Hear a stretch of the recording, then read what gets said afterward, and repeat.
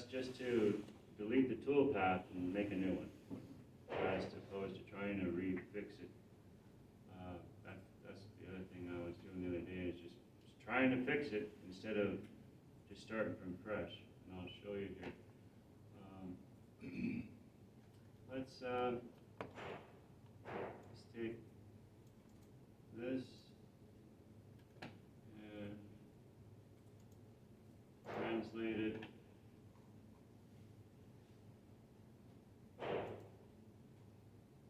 Here to here.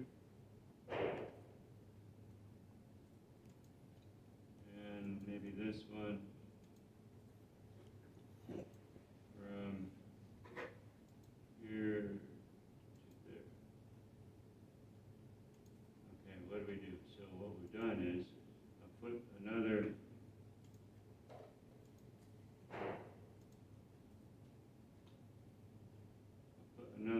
braiding arc over on the left side, and then we've got two different lines to choose from. So here's, go to make sure the planes are good, toolpath. So if I open up geometry, and I say I want to rechain it, say,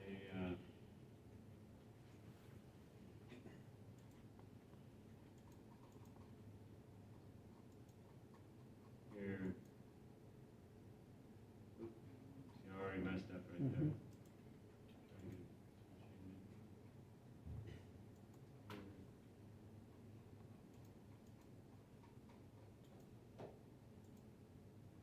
See, it doesn't give me that option for selecting the start point. If I try to come over here and regenerate it, it tells me there's a problem with it. So if you miss it the first time, don't stress out like I did. Just start over like this. Just come back up here, go to toolpaths, swept, and it's ready to change. So I turn on my level thing for helping. Maybe I want to go down this way and across that way, starting there.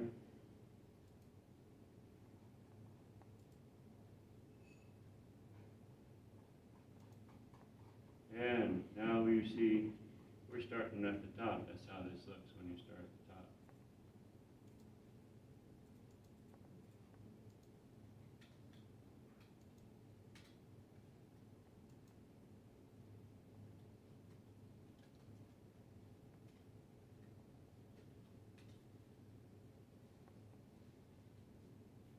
So we're starting at the top and coming down.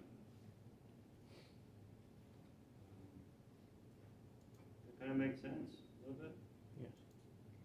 So I'm going to highlight both of these, delete.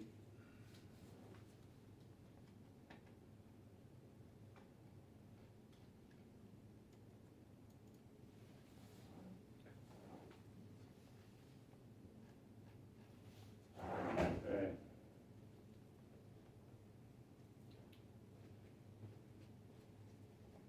Making some headway out there? Yeah, I heard the knocking going on. yeah, so, No persuasion. no, I was just hammering some initials in. Oh, nice. So for the oven, I got it heated up to 2,000 now, what should I set it to? It was set at like 15. Industrialheating.com recommends tempering at about 1,000 degrees. Up to our, I want to save. See, I usually like to save before I post. Usually like to save before I post because anytime you get to do something a little bit more involved, like posting, you could encounter a crash with Mastercam. So we've done all this work. Also, if I select all my toolpaths and do a right click on this four square at the top, remember I'm going to come down and edit selected operations, change NC file name. I call this Micrometer 1.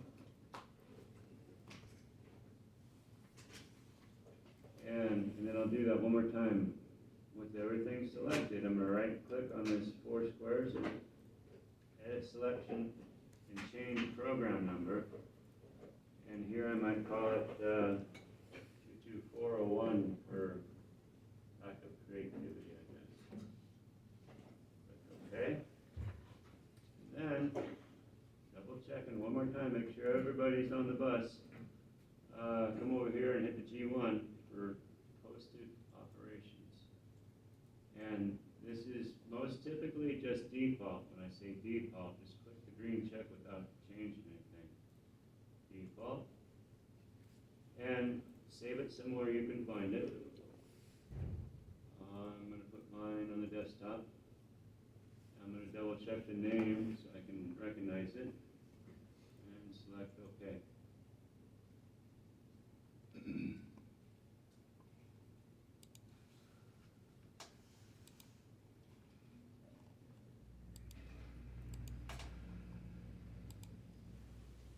Hey, welcome back. Feeling better? Yeah. All right. I'm gonna stop in with math class today and we'll get you caught up. Sounds good. And with this particular post processor, you see it gives us a list of our tools. The couple things that I usually check when this pops up, the first thing I usually do is click on this remove. You guys see that?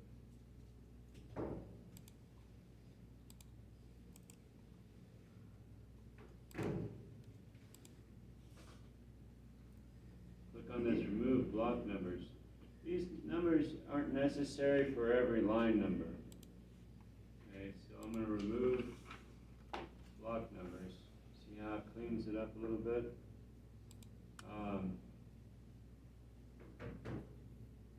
And I'm at the end of the program, so we're just going to take this cursor back up to the top. And I look at the top just to verify my program number. Here's some header information that automatically generates. Here's my tools, list of tools, and a very condensed or somewhat truncated safety line. And look at this. Hey, where'd that come from? Your notes. Yeah, that was that manual entry that we put in there. See how that pops up? It's pretty handy. If you forget how to do that manual entry, what your options are is just to physically type it in at this point. But this makes it kind of nice. That way, if later on down the road you open up the program and you make some tooling changes, you can just reselect and repost, and your notes stay in there all the time like that. You can also have it reference a file. So if you have a couple folders that have files for routines that you typically do repeatedly, then you can just have it refer to that file. You have to be careful at that point though, because if those files change location or something, and you repost it, then you lose that documentation a little bit. So I just like, for short things, little things, is just putting it right in Mastercam like this. Check that I've got a G54, and my first tool sequence looks pretty official. The last thing that I like to do now, it creates a little bit of work, but I like it for the fact that I can search through the program a little bit more readily. And you don't have to do this, but what I typically do is, so we see our format is our tool change right after I call this a tool path label. It's called a label. And to find these spots in the program a little easier, we can either call it by the tool number. Typically what we do is we call it by the tool number. In the past I've done them sequentially. And because we have multiple uses of tool 7, for example, it becomes a little difficult to say, well, here's tool 7 the second time and the third time and that sort of thing. So for simplicity, I'm just going to go like this. I'm going to just go N1 like that. That way when I'm at the control, I can just go N down search, and find the toolpath that I'm looking for. I suppose we could do the same thing with using the T. You know, you can go T down search and T down search. So here again, this is put in the category of styles of programming. I like using the N. And how I'm going to get to the next tool is right up here. See where it says tools? I'm just going to click on next, and come over here, and 2.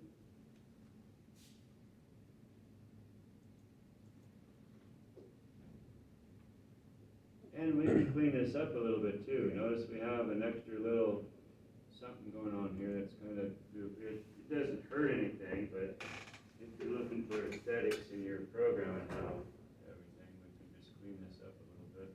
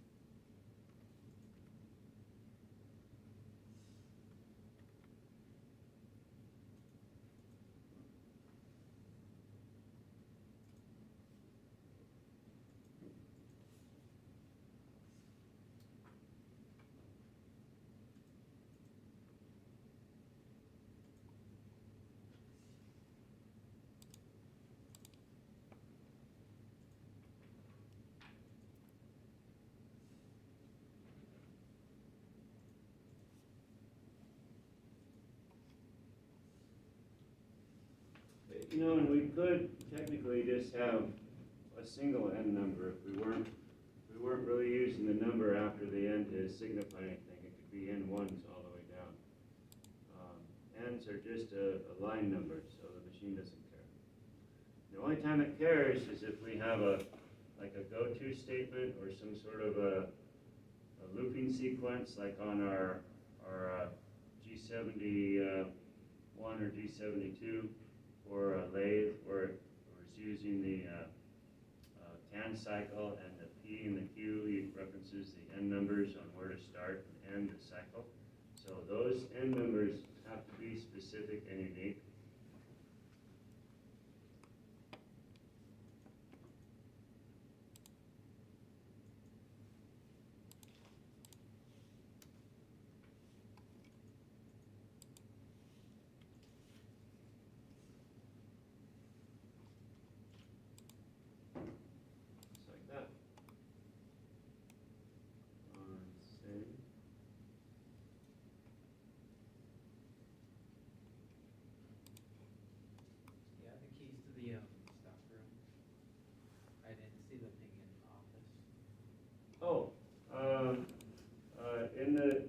On the board, the toolbox right below it in the upper left-hand corner.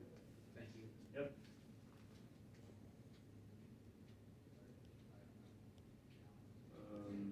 Okay, so we're done here. I'm going to save it one more time just for minimize this a little bit. Here's my frame.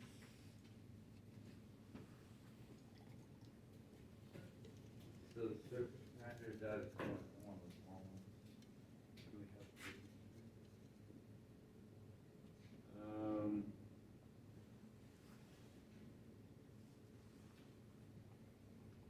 We'll have to look around. If you can't find anything, you can just add some water to it.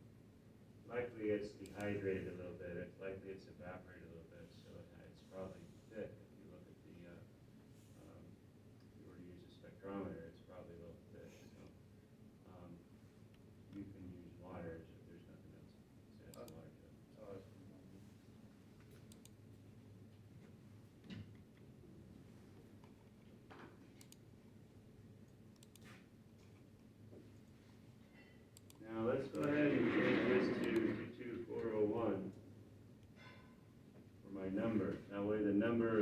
file matches the number of the program, just to help. Technically, they can be different, but when we go to the control and plug this in and look for it and transfer it over, it's easiest to, if both numbers, the file name and the program name, have the same number. So, we double click this real quick just to open it up and look at it.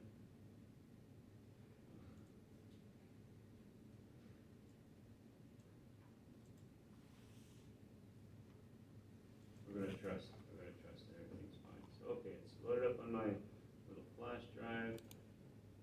Take that out. Eject.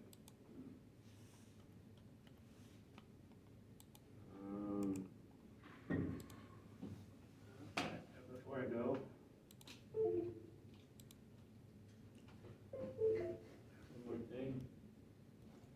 No, and I was working off of my file here on the desktop.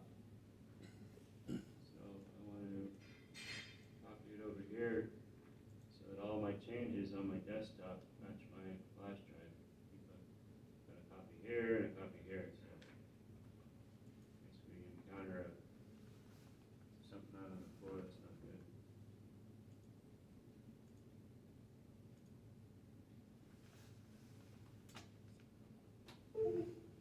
Okay. I want to show you one more thing. I'll show you something else. This is kind of cool.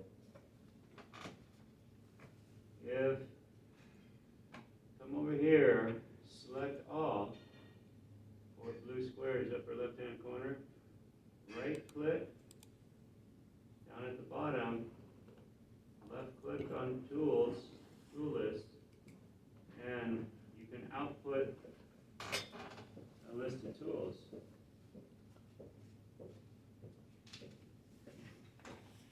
You want to copy that? Yeah. Yes, please.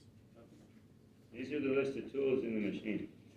So even if you're doing a different process.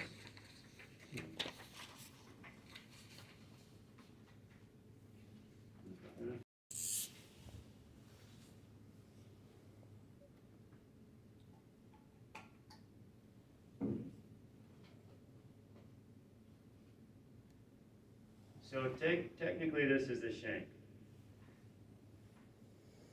So I called it the shank, but what I'm meaning is the overall diameter. Now ours looks like this. So the shank in our case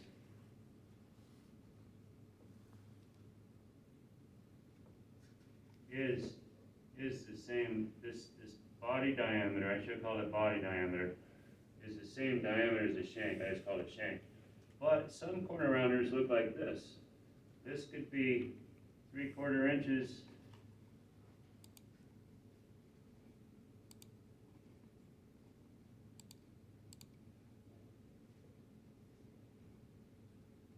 And this is the same. But of course, this is going to be different now. So this is the pilot. This will be the same.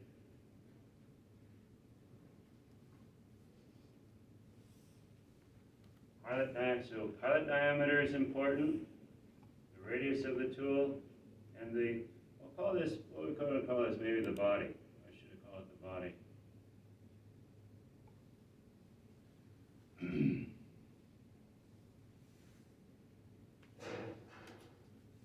That make sense? Yeah, so these are important characteristics. Unfortunately, a lot of times out in the shop, guys will just refer to a corner, hey, give me that 90 thou corner rounder. Yeah, you know, if it's an outside feature, not as critical as an inside feature, because if you could imagine if we had a pilot that was a 1/2 inch, and we're trying to corner around a 1/2 inch hole, essentially at that point, we're just going to go plunge and done. You know, we're not going to get any interpolation out of it at all. If your body is extra wide and you have some clamps around the part that you have to clear, the body could hit those clamps. And so that body diameter is going to be important.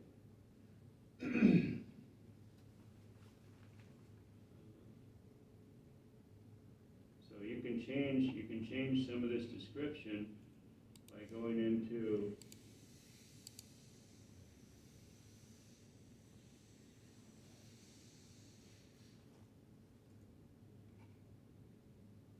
if you open up the tree for your tool path here, and right here it says tool, we can click on the tool, and you can come in here and change some characteristics physically of it, how it cuts, maybe that you went into your library and it had a different radius that you don't want, you want to represent it differently. Go to next, and up here in the name, see, we changed, I added fixturing. And you can change the little descriptors. That way when you, if you're working with a tool list, you want to output a tool list instead of writing up on a setup sheet.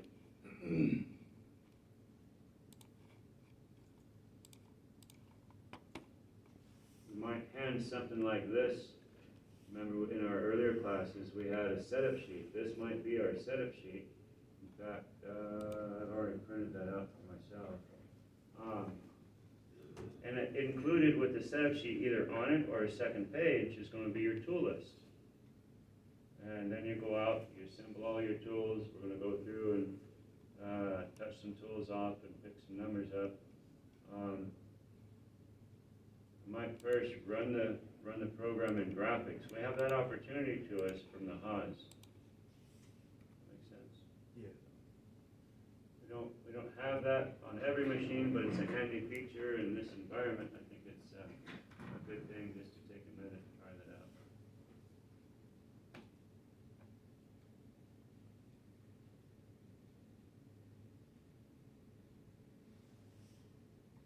Any questions? Did you show the, how you picked up the chain, the tool path?